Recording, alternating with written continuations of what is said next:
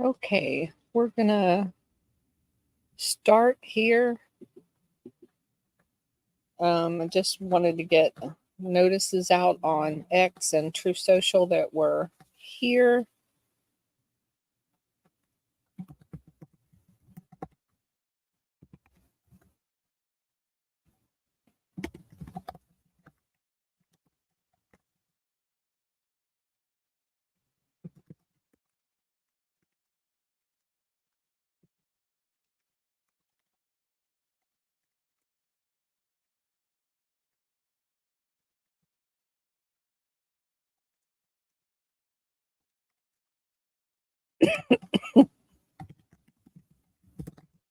All right, here's all the notices.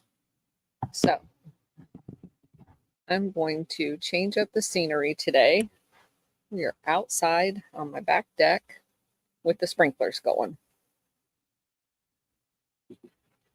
So I'm going to wait just a second for the stream to get over here. Please let me know. There we go. All right. I can see everybody. All right. This is a crazy chapter. This is kind of where Operation Golden Lily meets Operation Gladio. So, took a long time to get here, but we're here. Chapter 14 is called Loose Cannons. And we're back to Robert Curtis. Everybody remembers who Robert Curtis is. He's the guy that had the mining company in Nevada and almost got killed by Marcos, went over, showed him, took all of his equipment over there. They stole his equipment, showed him basically how to re-fingerprint the gold so that it looks like it came from the Philippines, showed him where a couple of sites were, and then they tried to kill him. So Robert Curtis, and then of course he went through all the legal troubles where the John Birch Society tried to screw him, blah blah blah. So he basically loses most everything, and he moves from Sparks, Nevada, to Las Vegas, where he becomes the sales manager of a big Chevrolet dealership down there. And he continues to study the maps and begins to be able to interpret based on the legends that were used on the different maps, be able to understand the symbology of them. So he decides, let's see, a man that he knew and trusted had met a foreign diplomat whose government wanted to do a gold recovery. And there was going to be a meeting in Las Vegas where Curtis met the prime minister of what is described a Western nation. They do not reveal which nation. And that they had a submarine that they were going to make available to him. And they would be able to split the gold recovery 50-50. He could select whichever site he wanted to. And the prime minister was well aware of Marcos's recovery and the U.S. government's role in it. So you can imagine they were intel sharers at the very least. And so Marcos decides that he's going to do the recovery in a smaller island that's just off the outside bay of Manila Bay. And it's a crazy scenario. So Curtis couldn't actually go because he was still in fear of being arrested on the Philippine island. So he needs to find 2 men that basically have some special operations background and can do the job for him. So he finds these 2 guys, and he does all of the meteorology looking to determine what's the best time, because where they're going to bring the gold down to, during high tide, it's underwater. And so timing was perfect. It had to be a moonless night, blah, blah, blah. So they're doing all of this planning to go back there for this gold recovery. And remember we've talked about the concrete barriers that they built and that fine porcelain that was specially colored that closes them all off. So those bunkers are multiple feet deep. So he's going to need some blasting material or burning material that, like thermite, that can get through the concrete and them not be discovered doing it. It doesn't say where they met in Vegas. It just says a Vegas hotel. So he experiments because he's a chemist as well. I mean, that's what his schooling was.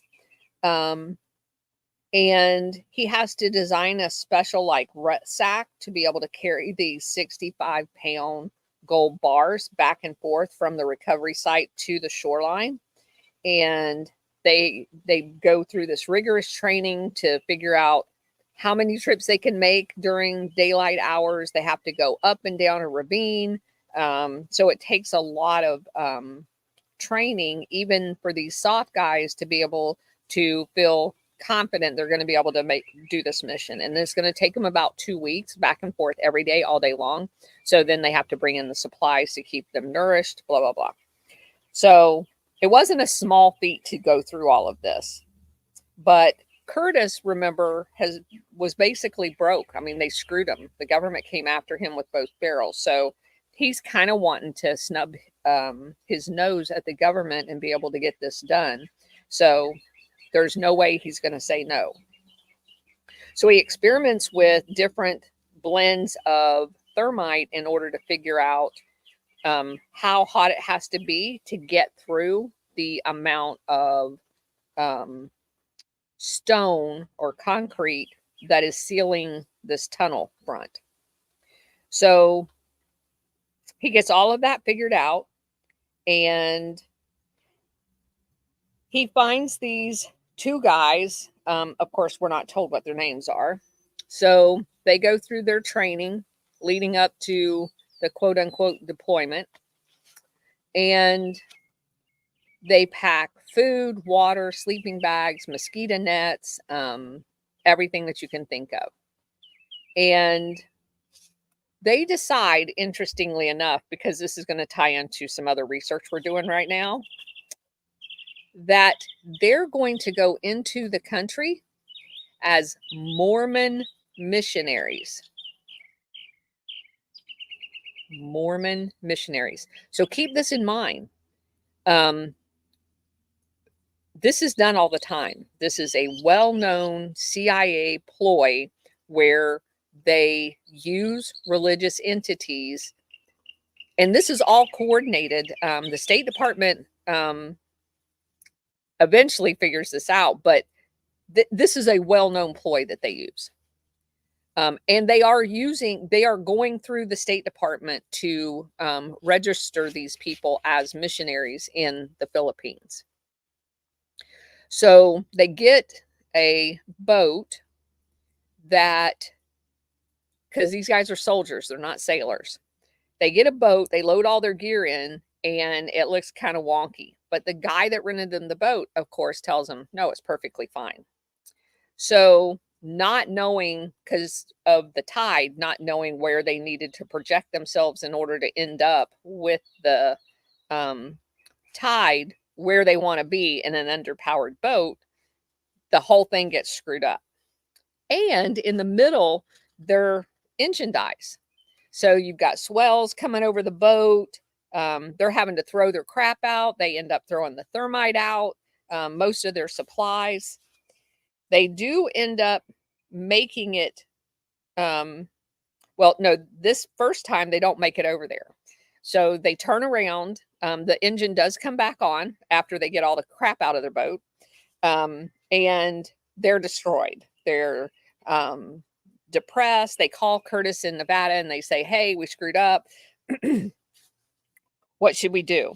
So their bright idea is to get some tools and try drilling through this like 6-foot slab. Curtis like, no, come home. That's not going to work. We need another plan. They don't want to.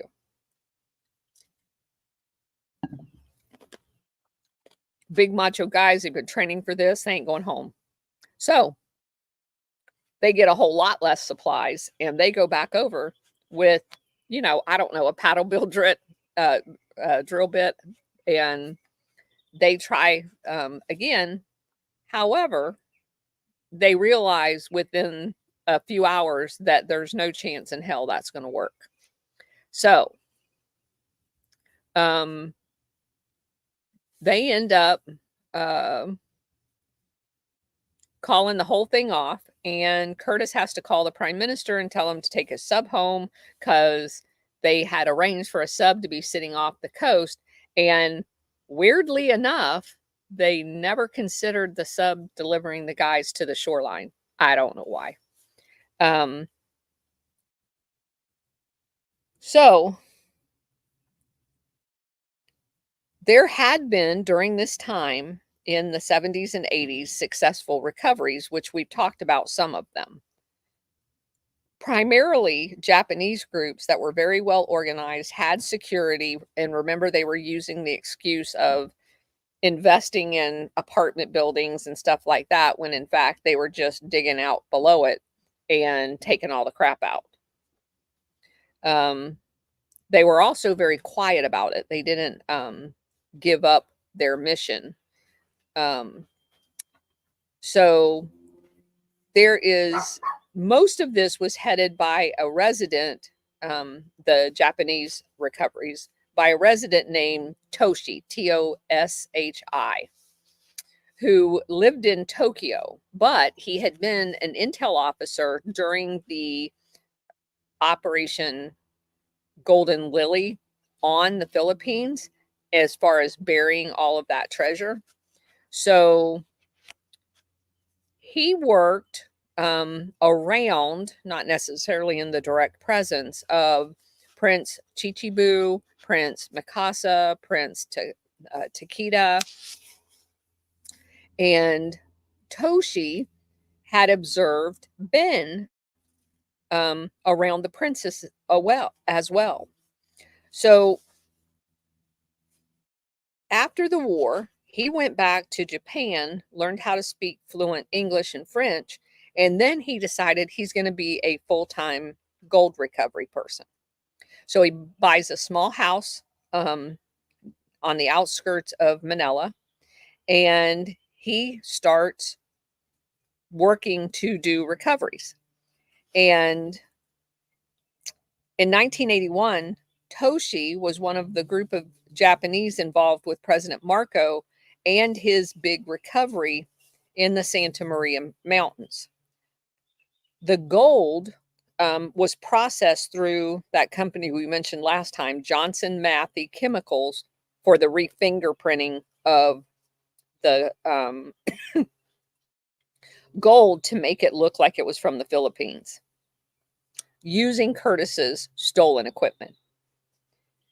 So Marcos in 1983 sells a huge load of gold on the international market. Toshi said some of that gold was from his recovery. There was 716,000 bars that brought in at today's, which this book is older, sale price $124 billion. The deal was signed by lawyers representing Marcos, and these papers were actually notarized by the U.S. consul, telling you that they were involved in it. They were then passed to the CIA, and according to Norman Tony Dacus, D-A-C-U-S, who was paid a commission on the deal, the gold was flown out of the Philippines to Hong Kong on U.S. Air Force planes. 60 tons a week. Toshi used his share from the Luxembourg deal to buy real estate in Japan, all kinds of different like apartment buildings and stuff. He made trips to America where he bought state-of-the-art electronic devices that was like ground detection type of thing, so he could continue to explore the different gold sites.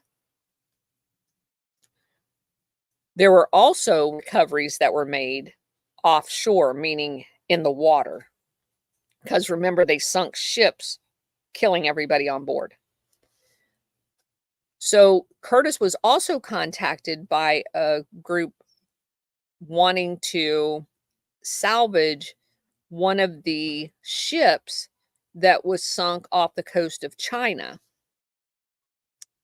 And it was sunk by one of our submarines called Queenfish. The skipper of the sub, Commander Charles Elliott Laughlin, was actually court-martialed by the U.S. Navy. They're horrible about this. Because the accusation immediately from Japan was that he had sunk a actual hospital ship, not the fake one, and it was a fake one, that killed 2,000 people. So he was actually court-martialed for it. He was later vindicated when records were showing that it was a fake hospital ship that carried munitions and treasure.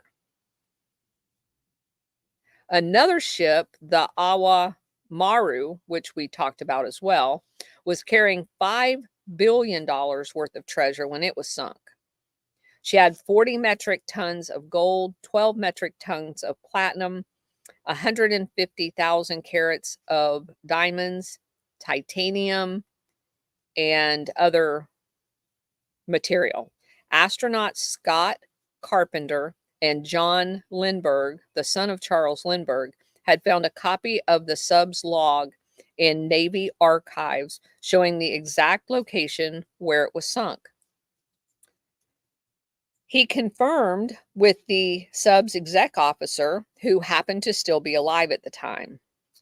But it was like, if not in, real close to Chinese territorial waters. And they initially tried working with Beijing to do a joint recovery. And after they started the salvage operation, discovered exactly where it was at, Chinese Navy comes and runs them off and recovers it all themselves. Which, in quite frankness, it's their gold. They totally stole all of the crap. Not that the people are going to get their gold back, but it kind of was China's gold. So they had another one called the Opt-10 Nort, which we talked about. That was we talked about that one in chapter 5. It was captured off the coast of Java. It was from the Netherlands.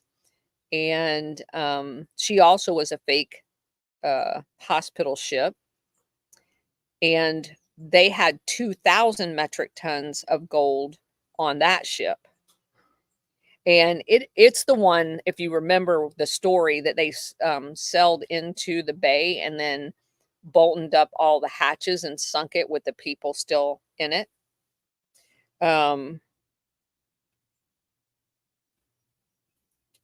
So there was a group of people that were going to get together and recover that, but the people that were on it at the time that sailed it into the harbor all got murdered, and the senior officers were going to come back later and basically recover it. So the last survivor of that group of officers that knew where it had been scuttled at, so there's only one left. He outlived them all. He goes to that Sakakawa guy who is like the underworld criminal, and he decides that they're going to work with Kodama, another underworld criminal guy, and they're going to try to do this recovery. But they start quibbling among themselves, and in 1990, the recovery was basically retried because it didn't go anywhere the first time. And probably they waited till after the last survivor died, now that they know where it's at. What is that? No, Donald Trump is not Jesus Christ. Don't come in here saying that kind of crap or you're going to be blocked. We don't do that kind of crap. That's your warning, Messenger 911. We don't do that crap. So if you're going to do that crap, just go ahead and sign off and skedaddle.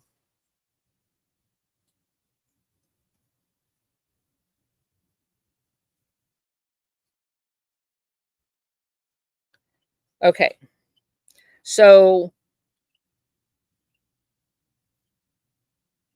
they brought along a submersible belonging to a DivCon International, which is an Australian recovery vehicle. And what I found interesting about that is the submersible part of it, because remember the submersible that went down to the Titanic? So obviously those companies are used quite often for this type of activity. So in this case, funny story, the Japanese are on the recovery vehicle with the Australians. So after they do the recovery and they get everything that they can off the ship, then the Japanese decide, because they're leaving the next day, they decide that they're going to go ashore and have dinner, and the Australians take off and get to international waters before the Japanese even knew that they were gone, and they stole the entire recovered treasure and took it back to Australia. So I thought that was kind of funny. The most publicized treasure hunters of the last 30 years was the Nippon Star Group, NIPPON. And just a hint up front, Nippon Star is a CIA front company. So General John Singleb, who, as we last left him, was part of the Enterprise, the off-books private portion of the CIA. And this is where the overlap begins. Singleb first became a national hero at the end of Pacific War when he parachuted onto an island and released hundreds of POWs from Japanese concentration camps. After that, he became one of the China cowboys who was holed up in Korea while Mao was forces were taking over the mainland. Singleb And by hold up in Korea, we'll get to Korea eventually.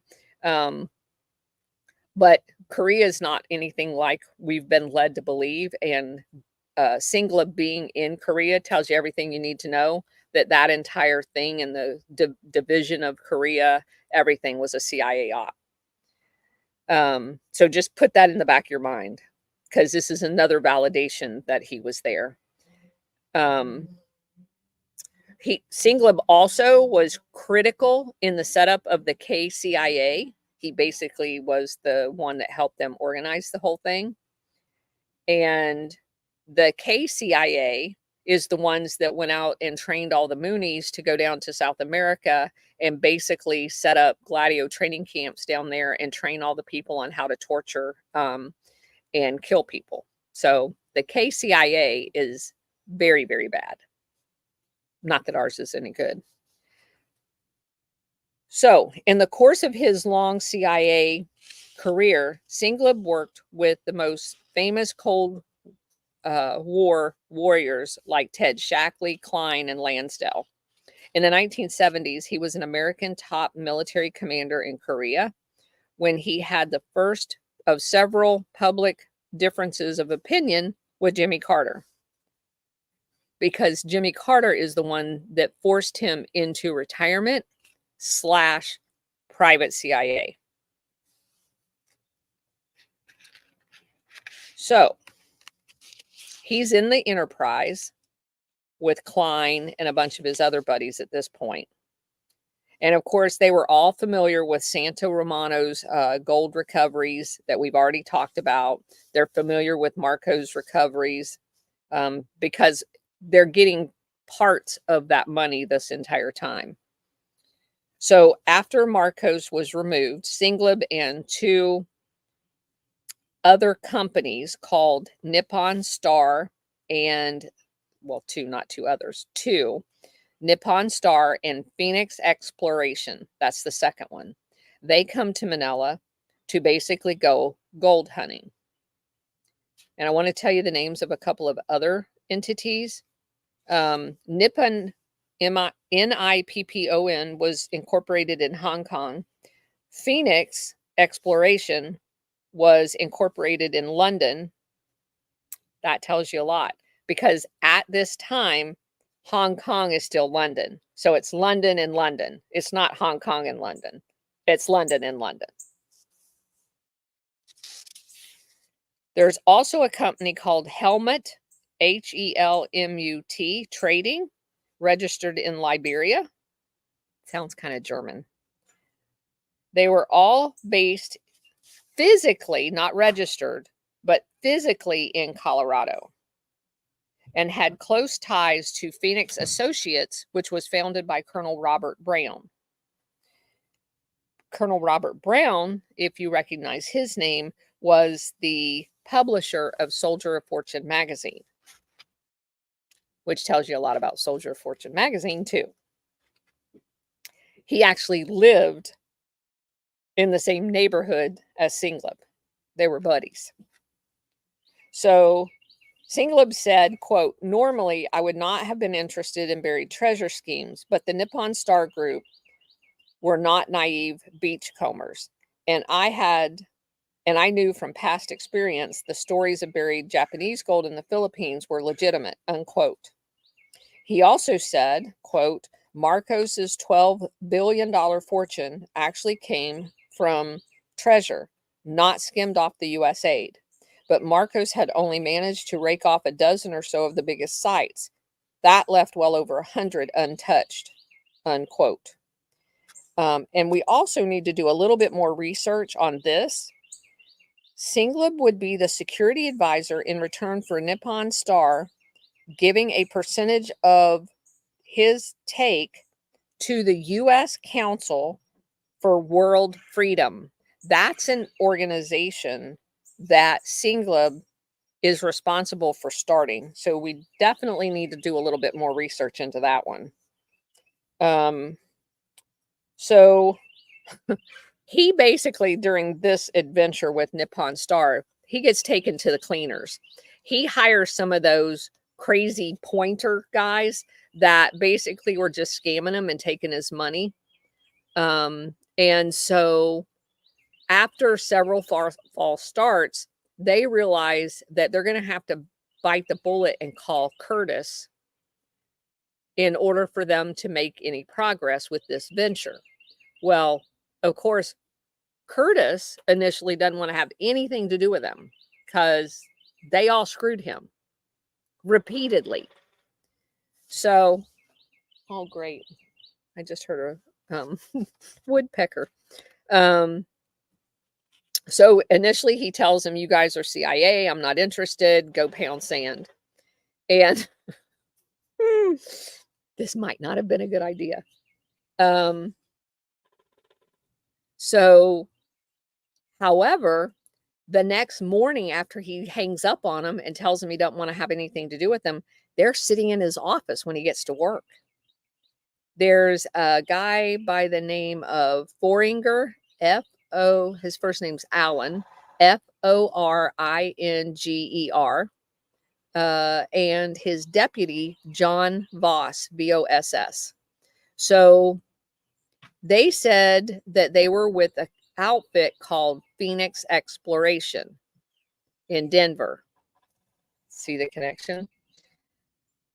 And that they were associated with Nippon Star. Later, Curtis said that he learned Phoenix Exploration was a CIA front company, and Foringer was really the administrative head or office of the CIA station in Manila. Can't make this shit up. So, Foringer pointed to the clock and said, in 3 minutes, you're going to get a phone call. And at exactly 9 a.m., the phone rings. Major General Robert Schweitzer, Schweitzer, is on the other end of the phone. Schweitzer happened to be Ronald Reagan's senior Army advisor in the National Security Council. So the year before this is all going on is the Iran-Contra. So their money was running a little low. Schweitzer had retired from active service and joined Siegleb in the Enterprise. So basically, he's working for the CIA, but pretending to be inside the NSC. Gosh, who just did that? Wasn't that Eric Ciaramella? Yes, it was. He was a CIA agent pretending to be working in the White House. Nothing new under the sun. So, his deputy, when he was there, Colonel Dick Childress,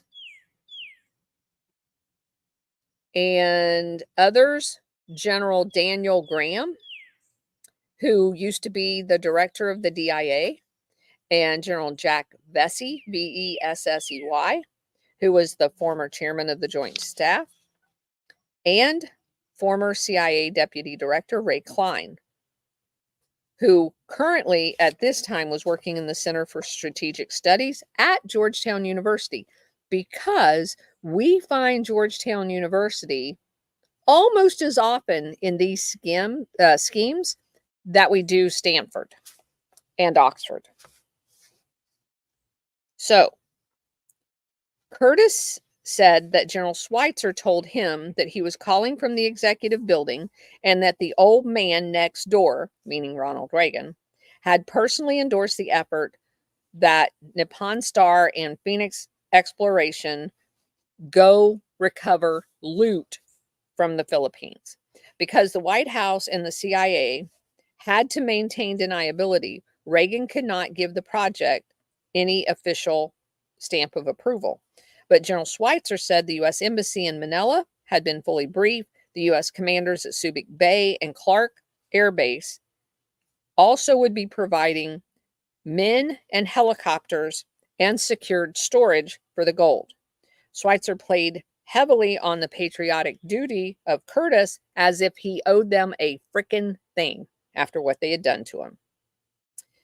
He also added, now that Marcos was gone and President Cory Aquino was there, that she was going to cooperate 100% and he would no longer be under physical threat. So Curtis, who of course had been badly burned by the John Birch Society and the US government, wanted nothing to do with any of this. However, since 1975, he had done a lot of research into the CIA's involvement in the entire gold operation in the Philippines. He had collected thousands of documents proving that they were involved and had been removing gold. However, he did want to explore the possibilities of being able to recuperate financially from what they had taken from him. So he said that it would be worth listening to what they had to say. Their next meeting was going to be February 11th, 1987, where they were going to meet at the Mandarin Hotel in Hong Kong.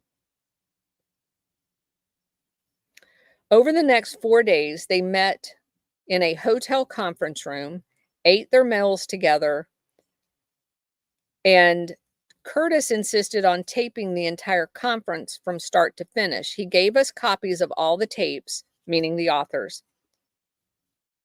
which allowed them to basically kind of do this next part of the book. As a further safeguard, Curtis brought along his partner, Dennis Barton, chief criminal investigation for the IRS in Nevada. If anybody could make sure that Curtis did not get falsely accused of anything this time, Barton would be the guy. Later in the week, they were joined by Olaf Johnson, the Swedish psychic that had the foreknowledge or psychic power to realize to get the hell out of Dodge when they were in the Philippines before and left the day before they tried to kill Curtis.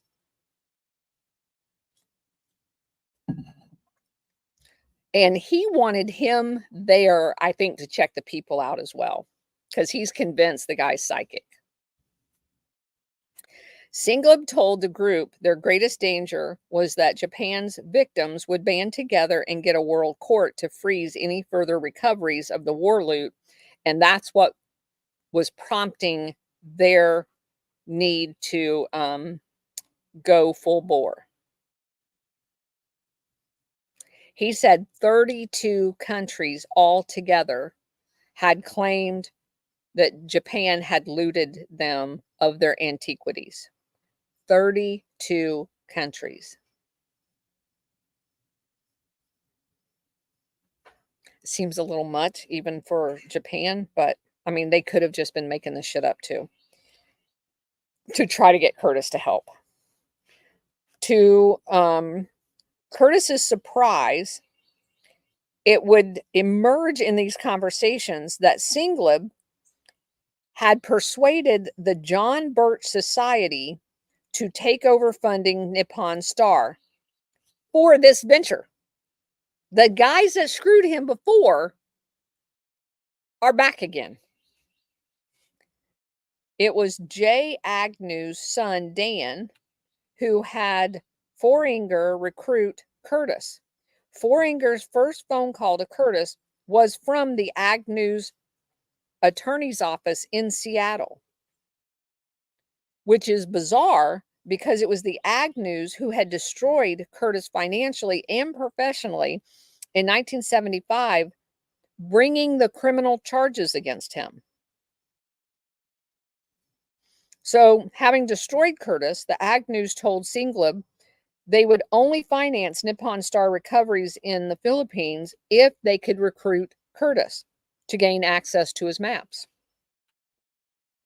So Curtis says, quote, "The Agnews ruined my life and now they wanted my help. You don't give something like that. You don't forgive something like that. I had been called the biggest criminal in the 20th century, or words to that effect. If I was, I am certainly the dumbest. I was flat broke when I came back from the Philippines in 75, and I remain flat broke today, unquote. So while still at the hotel, General Singleb and Schweitzer worked on Curtis nonstop.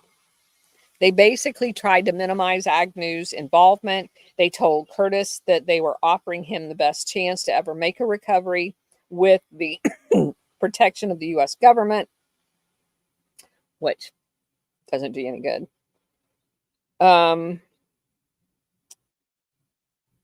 It was a powerful argument. The whole U.S. establishment had come down on Curtis like a Mack truck, flattening him as if it was roadkill. Now that same establishment was pleading for his help. He liked Singleb in particular, but he thought that they were all nuts. Singleb admitted spending upwards of $2 million in the failed attempts with the Pointers, one of which was the guy that we read about, that Pol Giga guy, that had been leading people around for years. The fact that they're CIA and they don't know the guy's a scammer, there should have been like literal light bulbs going off in his head at that point. Alan Foringer was a nice looking guy in his mid-30s. And he told Curtis, quote, "Our game plan all along had been to hit a small site we control, which is underwater on private property, and take a bar from there and demonstrate to President Aquino that should give us the full and complete blessing of the administration for all other sites." The problem was, Curtis discovered, that this was the anchor site on a reef in Catatagan Bay, which Giga and Layron had been flogging to gullible people for years, which was the equivalent of selling them the Brooklyn Bridge. Once Curtis realized the generals had been duped on the anchor site, he pressed them to tell him about the onshore site they were working. They had been taken to the site of Alfonso, a town outside of Cavite, by another Pointer fraudster who owned the property. When Foringer described it, Curtis could not believe his ears. Layron had told Nippon Star that as a boy he had seen the Japanese hide treasure in a deep pit they dug under the house next door, which also belonged to the same family.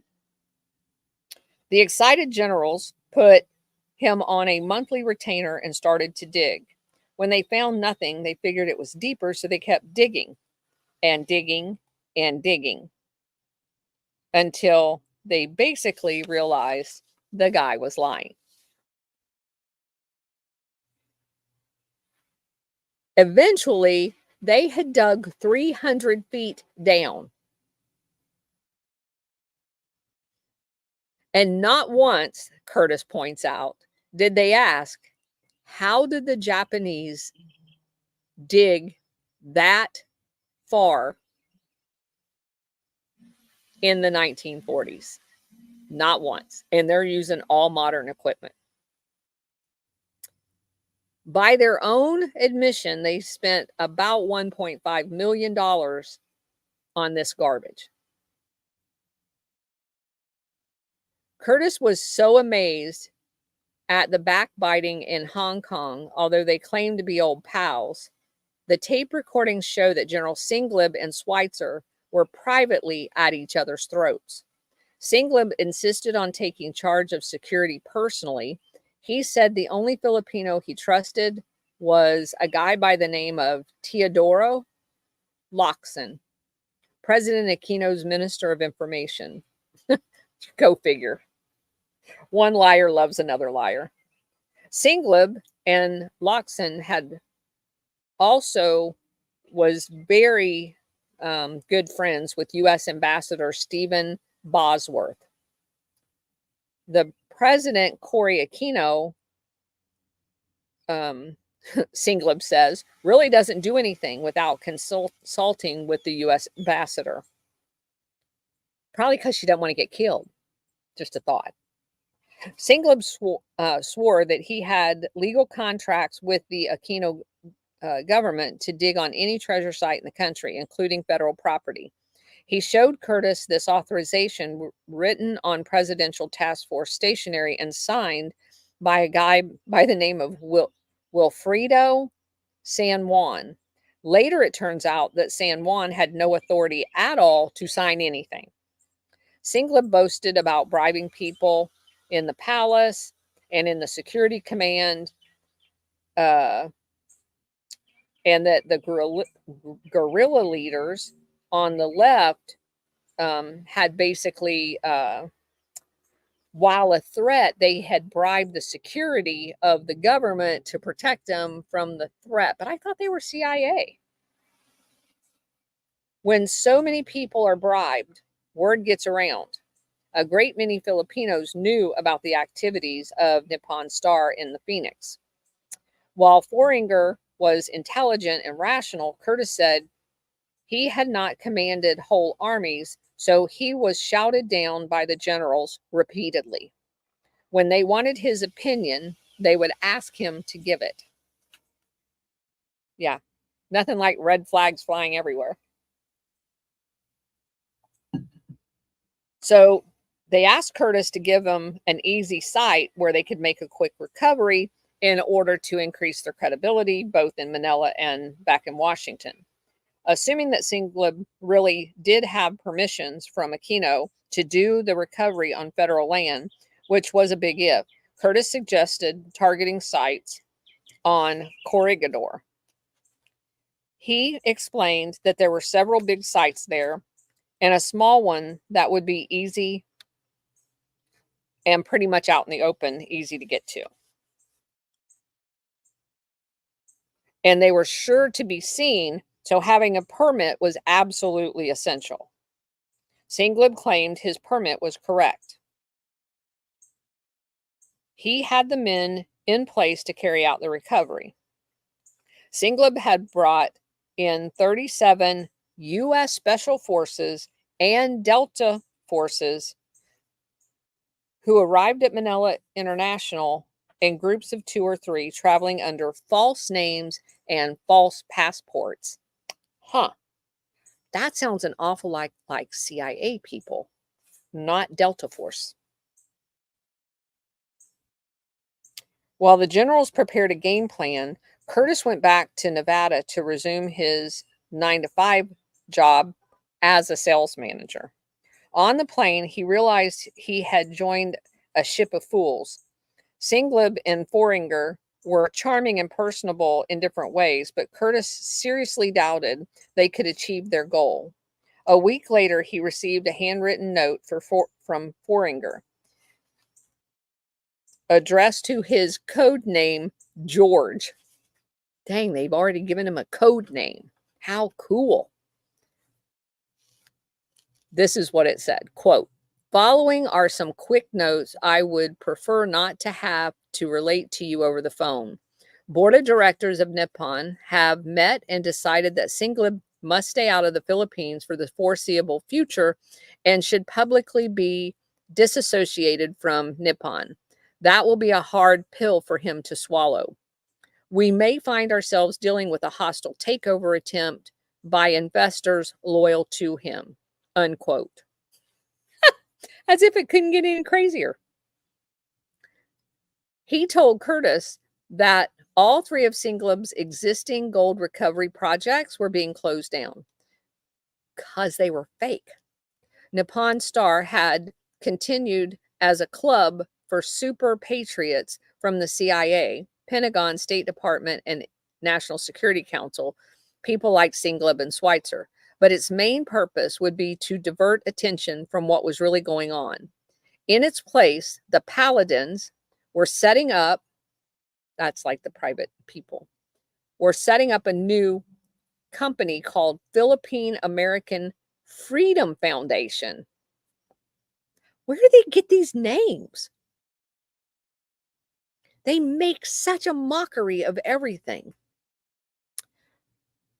And it was going to be used to pursue gold recoveries, because that's what you name gold recovery companies, right? Freedom foundations. Freedom for who? Because the gold's used to enslave us. Always with the oxymoron names. All right. Foreigner said that they would use the first ton of gold they recovered to complete their purchase of a company called Benyay, a top Filipino gold mining company, which Marcos had used to resmelt the war loot. With help from the mafia base in Miami and Nassau, Benyay would serve as basically a private front company conduit for moving black gold into the world market. Foreigner said the bulk of the proceeds would go to funding defense projects like the B-1 bomber and the Star Wars program. In effect, to build a new military industrial complex controlled by us. And the us is the black CIA, not the us as in Americans.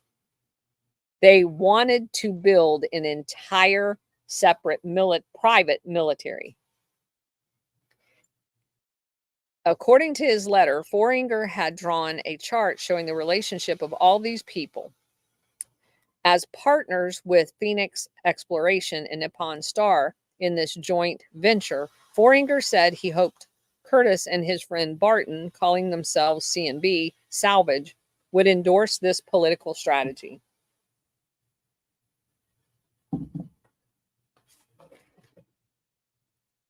Curtis desperately wanted to make a gold recovery for his own sake, to get back to where he had been financially before he got screwed. But he had serious misgivings working with this bunch of Keystone cops.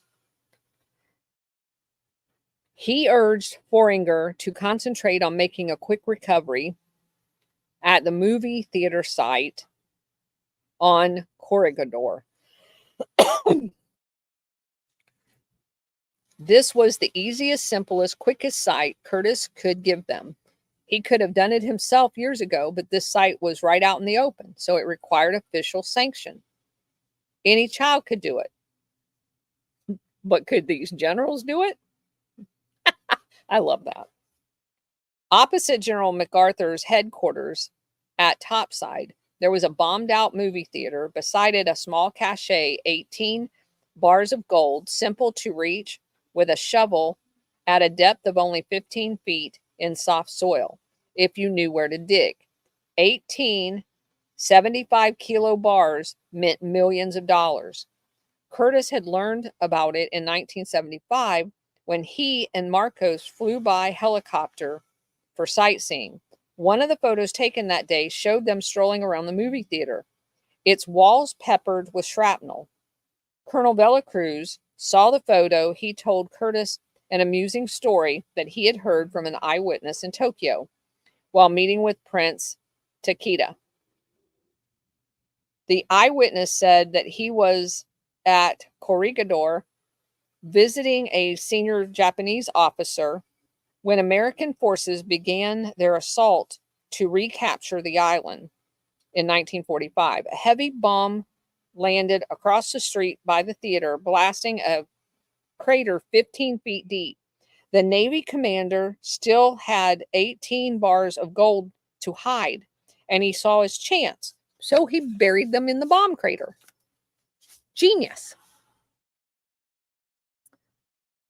So the paratroopers of the 11th Airborne and the Parachute Regiment began hitting the ground.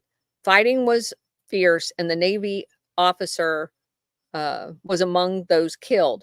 After 30 years, an eyewitness could recall that the crater was next to the theater, but not exactly where.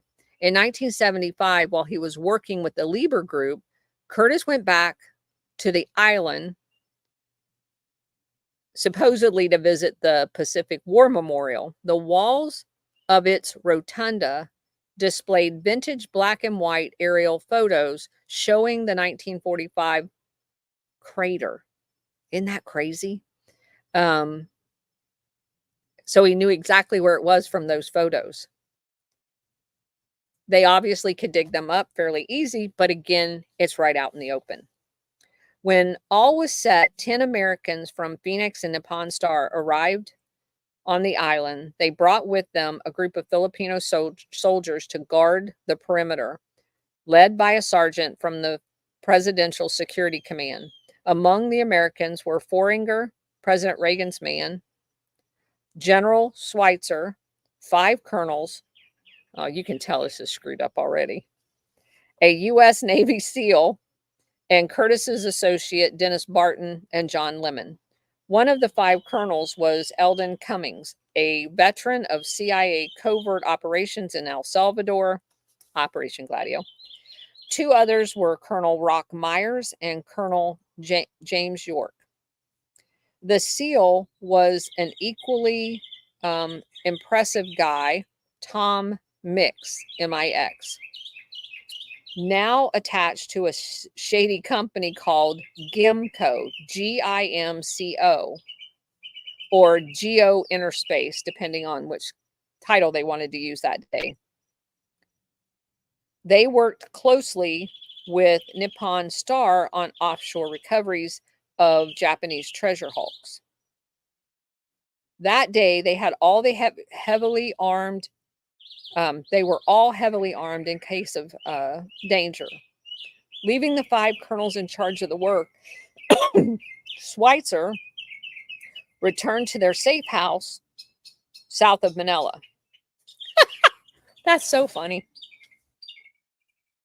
First, the colonels got out an earth resistivity sensor, and by the 1980s, these had advanced to the point where you could actually use them to detect metal.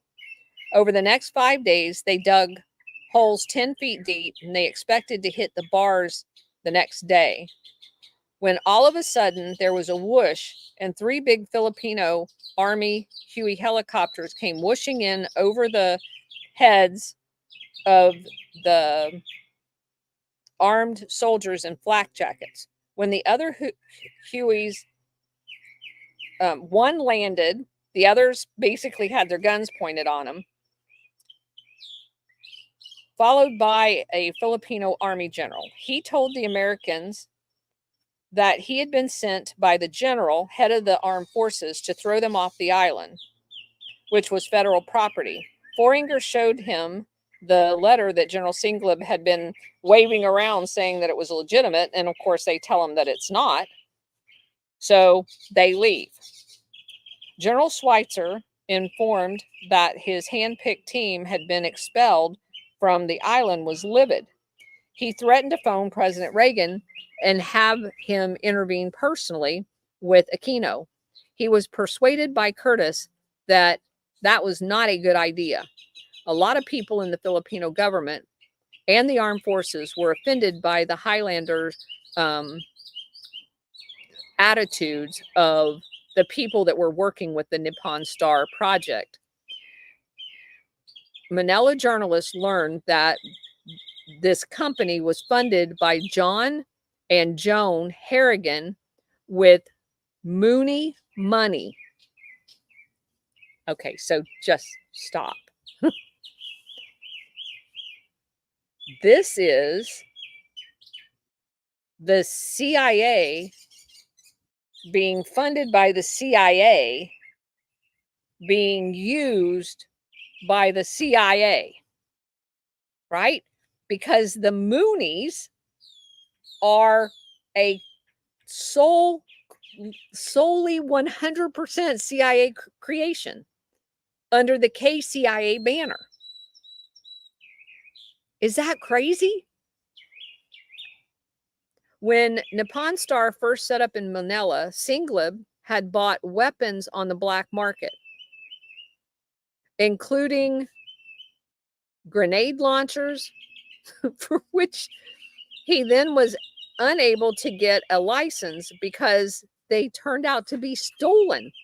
This is literally the Keystone Cops. And these are supposedly hardened, proven CIA warriors. He also, if you're going to buy a gun on the black market, why the hell would you license the damn thing? He also bought a fleet of cars which turned out all to be stolen too. They had belonged to Marco's secret police boss, General Fabian Ver.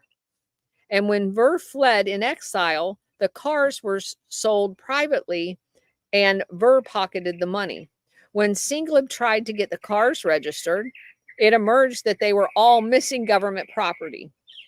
These episodes made everybody on the island, and it's a very cozy island when it comes to knowing everybody else's business.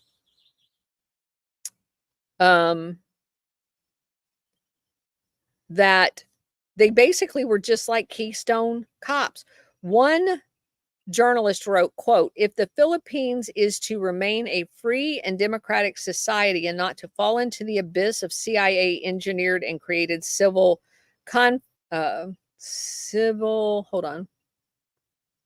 conflict to prepare the stage for a forced intrusion or deployment of American troops and to insist on the retention of U.S. bases, the movements and activities of these enemies of democracy should be closely monitored and curtailed."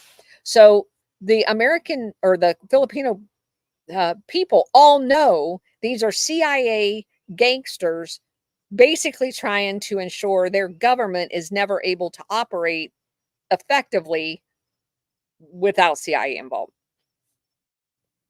When Phoenix and Nippon Star were booted off the island, Singleb was in Washington testifying to Congress about what? The Iran-Contra affair. Another thing they effed up. So, when Curtis sent word to Foreigner that he was pulling out of the joint venture, the nucleus of Phoenix and the Enterprise descended in a rush on his home in Las Vegas, including General Schweitzer and Singleb. They pleaded with him to reconsider. At one point, Foreigner asked to speak to Curtis privately. They went outside to sit in a Chevy Blazer. He explained to me that he had to deliver me back into the fold or they would eliminate him. I asked, "Who's they? You mean the CIA?" He said, "No, not just them." He said Geo Mill Tech had threatened him, saying that he should have forced me to stay. He also said Agnew was giving him problems. Now, you don't know what part of this to believe because this is exactly the psychological operations that they pull on you. This is basically trying to tug at your heartstrings. But Curtis had made up his mind. The clincher was his discovery that the house next door to Nippon Star's safe house, where General Schweitzer and Singleb and all of the big guys had lived when they were in Manila, had been rented by the KGB agents from the Soviet embassy, and they were monitoring and recording everything. It's all one big club. We had all the windows open, so they just sat by their windows and heard everything we said, including our radio communications, which were decoded there. I went bonkers when I found this out, Curtis said. So several months go by, and Foreigner contacted Curtis again and again, pleading with him to reconsider. Singleb and Schweitzer also phoned. Curtis was adamant. The generals did not blame themselves. Everyone was blaming Foreigner. Not long afterwards, in Hawaii, on his way back to Manila, Foreigner was strolling in his bathing suit along a crowded beach at Waikiki when his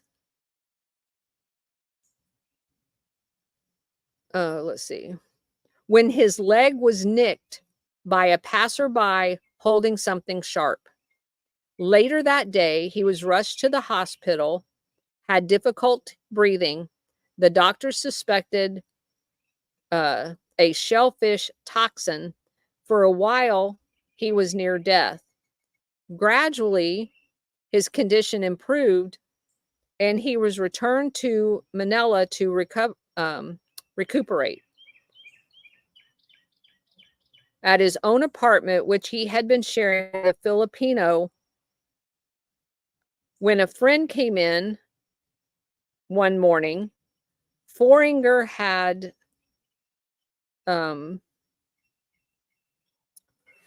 lost a bit of weight and was again complaining of breathing problems. He was losing his appetite, and he had his friend get some Italian food, hoping that that would help. When the men returned to the house, Foeringer was having a seizure. They rushed him to a nearby clinic where it was diagnosed that he had bronchial pneumonia and something was very much wrong with his immune system. So, having another seizure, his heart stopped, and all attempts failed to recover him. So, basically, they killed him. Referring to this episode on Waikiki Beach, Curtis said, "One of Allen's associates told me later that it could have been an assassination attempt. Whenever whatever happened in Hawaii, the Manila's Hospital Classic Abstract does not indicate foul play." Well, that was their final thing, that there wasn't foul play involved, but they buy people in the hospital too. So who knows? So hold on just 1 second.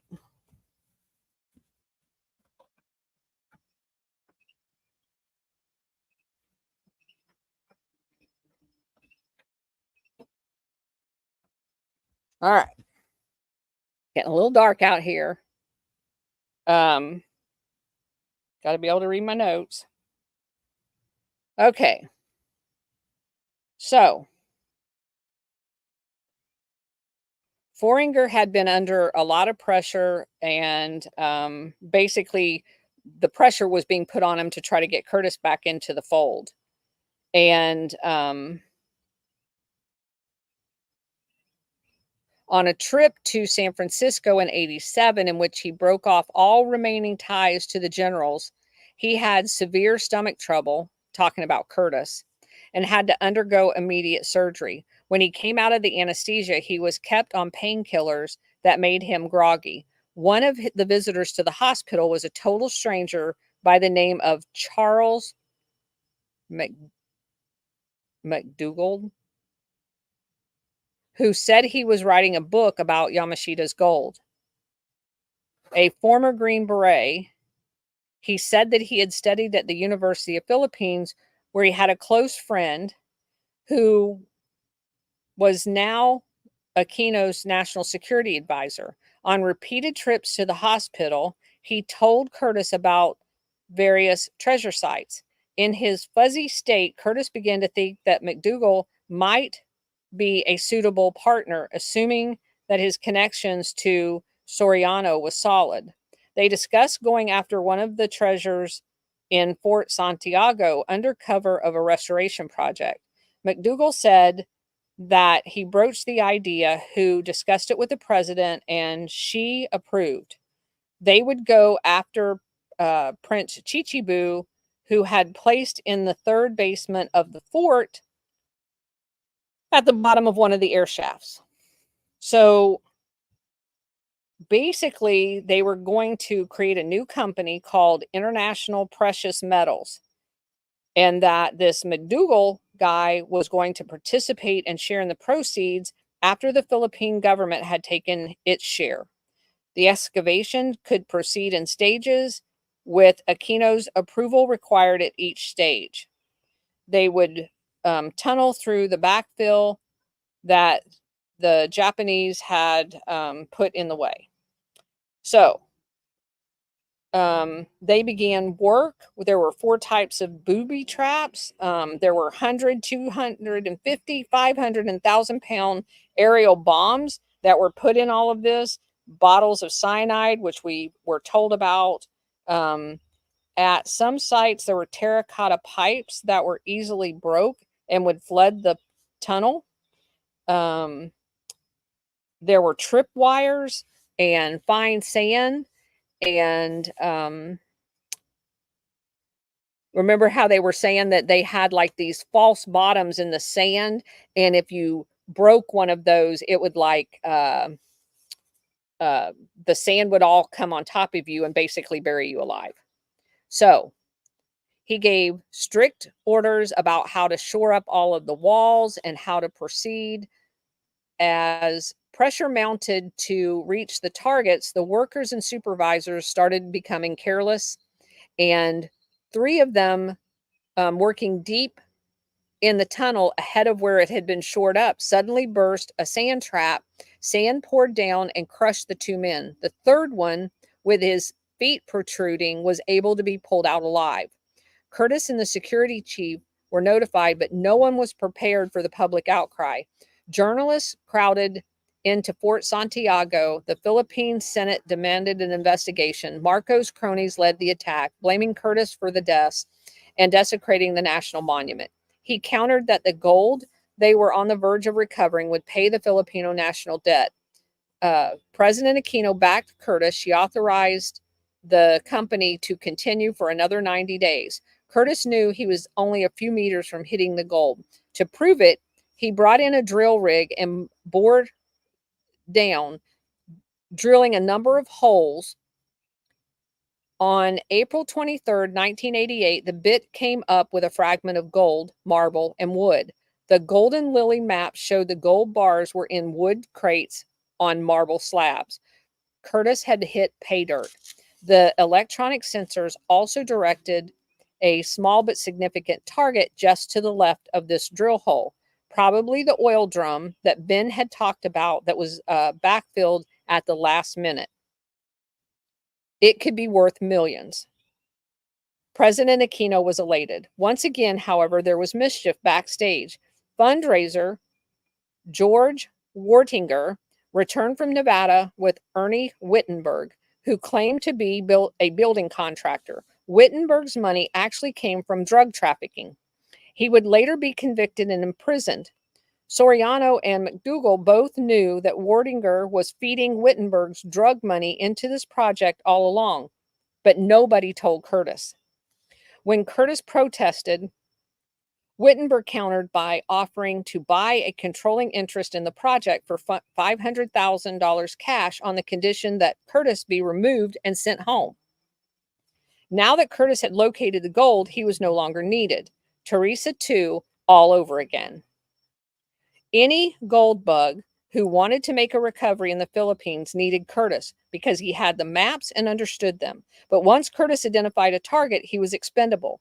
This is typical of treasure hunters, as parodied in the book Treasure of the Sierra Madre. Greed feeds narcissism, and narcissism feeds greed. Soriano begged me to take Wittenberg's money, Curtis told us. It was drug money, and I wanted no part of it. Soriano then asked Curtis to turn over to him personally the treasure maps for Fort Santiago and for another important site at a bridge. When Curtis refused, the national security chief dropped the bomb. He told Curtis that unless he left the Philippines immediately, he would urge Aquino to cancel the permit. If Curtis cooperated, Soriano would let Curtis come back later. If he refused to leave, he would be arrested and charges would be filed against him. Grimly, Curtis packed his bags and flew home. According to the grand jury testimony, the moment Curtis had gone, Soriano and McDougal took on Wittenberg as a full partner and moved ahead with the recovery in Fort Santiago.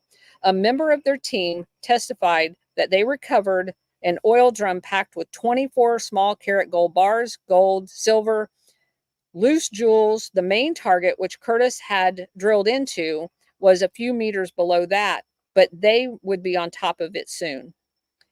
They also started digging at the bridge where they put Wittenberg in charge. In 1942, the railway bridge over that river was blown up during the American retreat. The bridge, had collapsed had collapsed, but a big concrete abutment was still in place. Subsequently, Golden Lily had dug a deep vault beneath one of the abutments, placing a 340 metric tons of 50-kilo gold bars inside safes and then put them in there. The cache was hidden with a slab resembling the original concrete.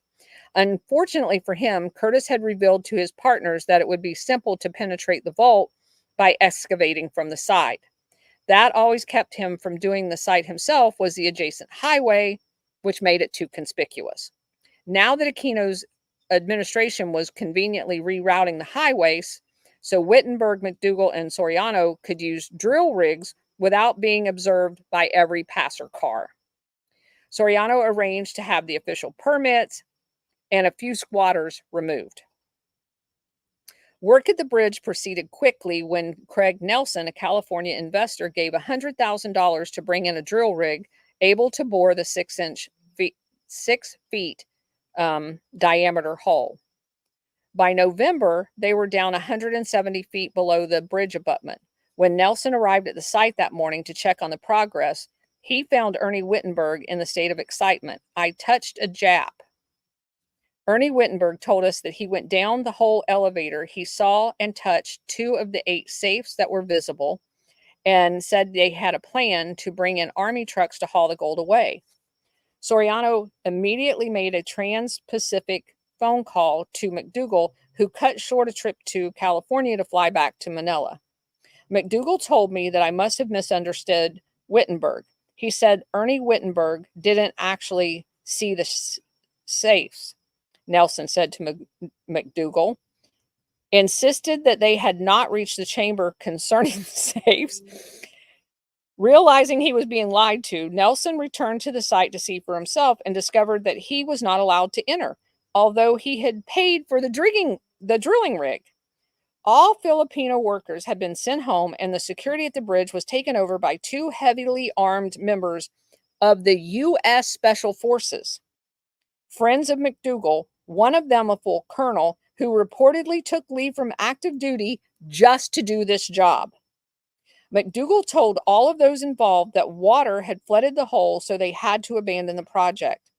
Colonel Canson, head of the constable in the province, said he assigned 2 Army trucks to McDougal for 5 nights, which means they were taking it out at nights, obviously. Eyewitnesses claimed the trucks and armored cars carried heavy loads from the bridge where the cargo was loaded under barges on the river. Subsequently, word got out that 325 metric tons of gold were for sale in secure storage at the Manila airport. Go figure. At least 15 tons of gold went unaccounted for. Remaining partners in the adventure now turned on each other. Fundraiser George Wardinger told a federal grand jury in Nevada that a total of $1.5 million in drug money had been poured into the digs at the fort and the bridge by Ernie Wittenberg. Wardinger testified that McDougal and Soriano both knew it was drug money. McDougal said, "You know, if this ever breaks in the press, he will be in a lot of trouble." "It was drug money," Wardinger stated. "I mean, if that broke in the press over there, we would have been crucified."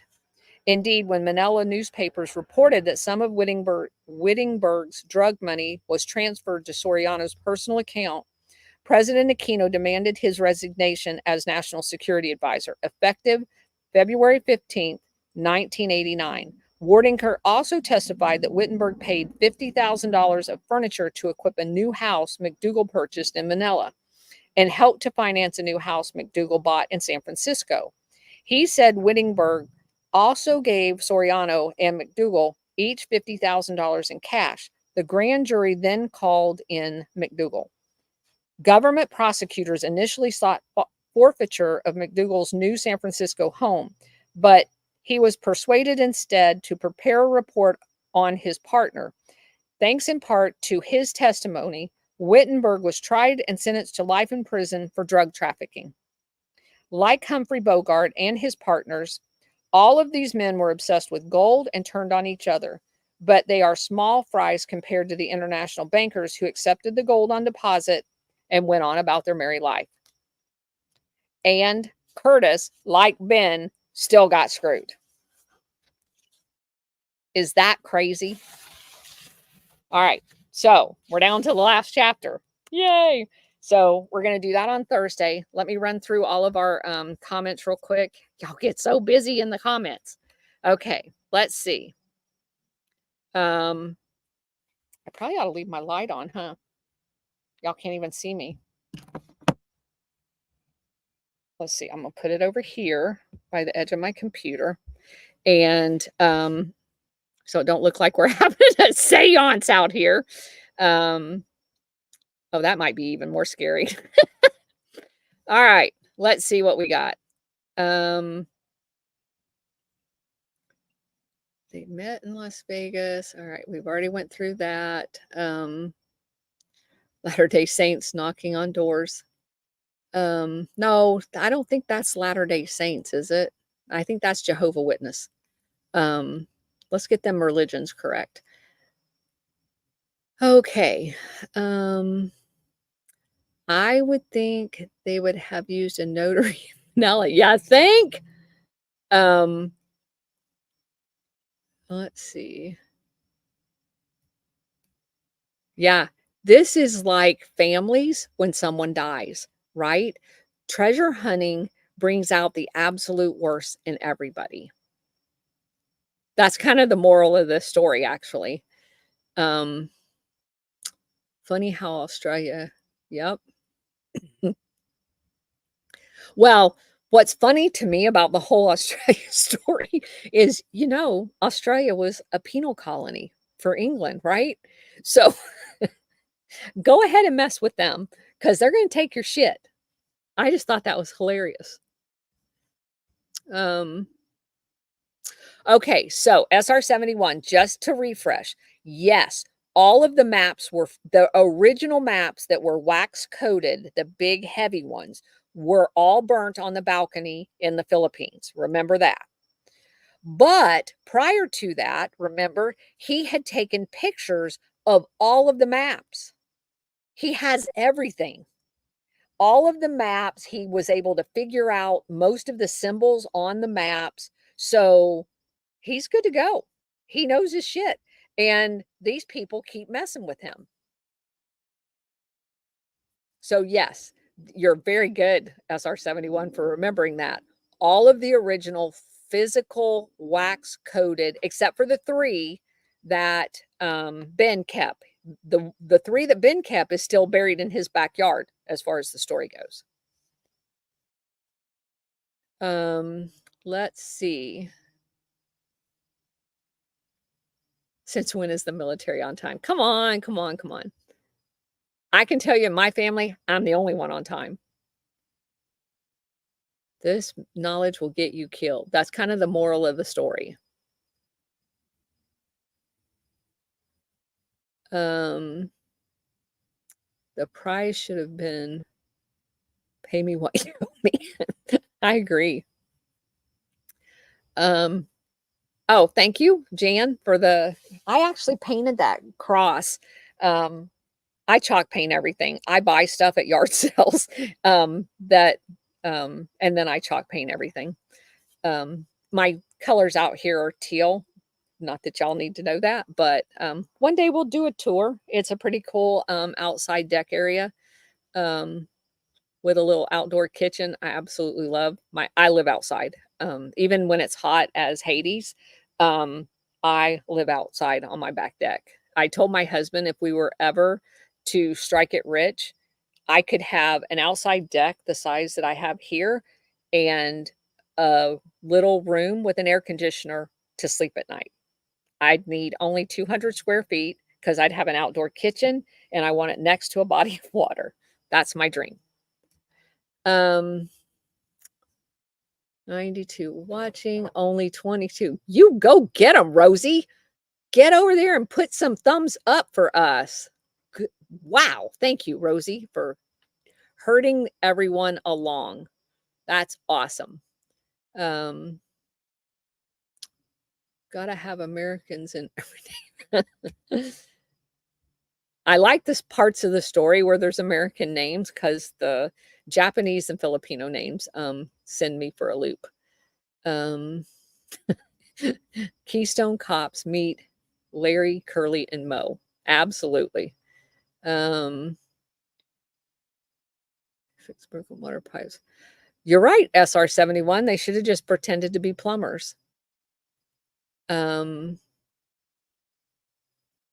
Catskills in the house. JB Welk. Is that Welk? Week. Thanks for being here. And SR71's now been adopted as our official greeter in our live chat. I love it. Bosses and bodies. Yeah. Let's see. The answer. You guys are good. Sounds more like he was poisoned. Yes, I actually believe that's exactly what happened. Turns out y'all are good. Y'all need to start us a Gladio mini series. Just think of the numbers of folks whose eyes would be opened. Indiana Jones. I'm going to tell you something here, JB, in just a second. Let's see. It's on the Alpha Warrior. I think he's talking about something in addition to that. Now it sounds like Oak Island. Actually, it's funny that you say that because, Rosie, because my husband has said when I first read this book and I was telling him some of the crazy crap, we didn't ever watch Oak Island, but there was a few times when he would be watching something either after it or before it where there would be pieces of it that we watched. I just can't stand the added drama. But that's exactly what he said. He's like, isn't that like that show that's on television on the island? And I'm like, yeah, I think you're right. I again, I didn't watch it, but it definitely sounds like it to me. Those are just interviews. I'm talking about a written script, produced video minutes. I knew you were, JB. I'm going to get there in a second. Curtis is akin to Pigpen Peanuts. Actually, I think he was a really decent guy. I mean, he was trying to do the right thing. He was given a business opportunity, never in his wildest imagination when he was given the original business opportunity. I don't think anybody would have thought that it was possible that someone was going to kill you. Because I don't know if he fully comprehended what he was getting into. But he definitely got screwed over as a result of it. Betty signed his own leave papers. Again, so I have to tell you, this makes me, and I'm going to have to run here real quick. I'll get through the rest of these real quick. Because I've got to check out a lead on another story that we're doing that we're going to try to break in the next week. It's going to blow your mind. About special forces. I've got some theories on that. Let's go through the rest of these real quick. I used to love Oak Island. All right. So a couple of things. Hopefully y'all saw the pictures I posted. I went to Badlands. They're putting out a documentary. It's going to be downloadable, if that's a word, 1 May for free. And it'll be put on their website for everybody to watch for free. It is a movie that is perfect for showing your relatives, your friends, your neighbors, your church people on what's going on in the world for real. It is very well done. And the da-da-da moment is they mention Operation Gladio in it. And you know why they did that, in my opinion, is because we've been on Badlands Media talking about Operation Gladio. We've been on Twitter, we've been on Truth Social, we've been everywhere talking about Operation Gladio. We've been doing it via this Rumble channel, and thanks to all of you and getting the words out, getting people on here. People are now inviting me into spaces because y'all are spreading the word. I see every one of you every day reposting my post, tagging me and things. Hey, get on here. I love it. Get on the spaces. They're talking about something that sounds like Gladio. Please keep that up. We're getting the word out. I do have to share with you, there was a movie producer there that produced that documentary and also produced a documentary for General Flynn, the one that he's going around viewing.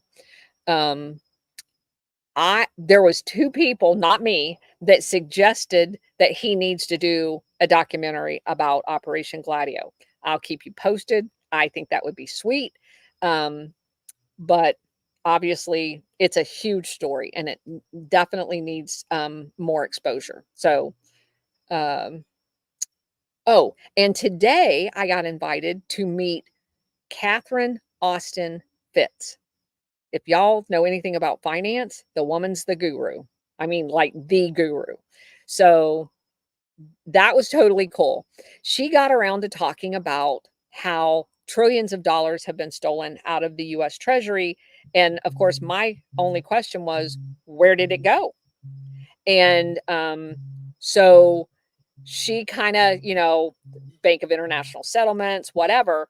And at the end of the day, I didn't get a definitive answer, but she went and started talking about gold.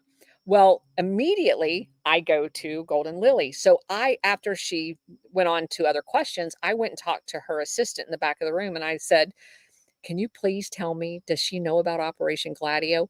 And the woman's face was like her jaw dropped and she's like, yes, do you know? And I'm like, I do know. I'm doing a whole series on it. And she's like, oh my gosh, Catherine's going to want to know that you know, and she's going to want to talk to you. So it was just a wonderful day. And I wanted to share that with you. I want to thank you again all for being here. And we're going to keep up the work, keep up retweeting or reposting, whatever. And I will see you guys soon. Thanks for being here.